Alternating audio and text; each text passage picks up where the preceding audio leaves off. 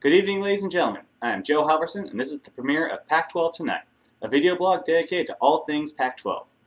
The story of the night, beginning next season, the Pac-12 will be officially here. Last night, the University of Colorado announced that they have reached an agreement with the Big 12 to allow them to depart that conference 1 year ahead of schedule. There had been some question over whether or not this deal will get done. Colorado originally intended to follow the Big 12's established guidelines and wait 2 years before departing the conference.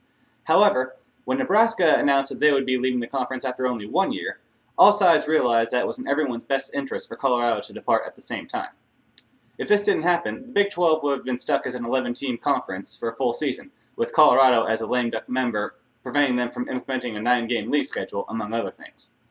The Pac-12 also wanted Colorado in the fold for 2011 as well, as the University of Utah is set to join that same year, and the league had interest in not only a 9-game schedule, but also a championship game, which requires 12 or more league members.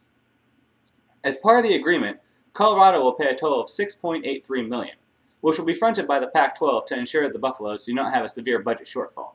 The school will then repay the loan over the next several years out of future earnings of the new Pac-12 media contract. One of the most interesting aspects of this payment, however, is that it's $2.42 million less than what Nebraska agreed to pay to leave the conference. This is partially due to the fact that Nebraska received more money in the Big 12's unequal revenue distribution over the years, but also due to the fact that they violated the Big 12's bylaws by giving only 1 year's notice instead of 2, which Colorado did. But what does this mean for the Pac-12? Well, first off, it means that the league changes its name to the Pac-12 from the Pac-10, and it also allows the league to split into divisions earlier than anticipated.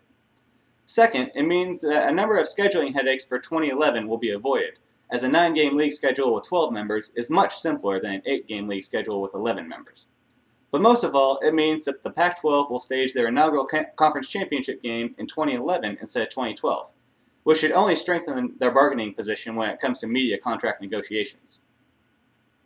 This concludes this edition of Pac-12 Tonight. Questions and comments can be sent to pac12tonight@gmail.com. You can follow me on Twitter at Joe_Halverson, and you can follow my coverage of college sports on Facebook and your smartphone using the College Superfans app that is produced by Smartphones Technologies. I'm Joe Halverson. Good night.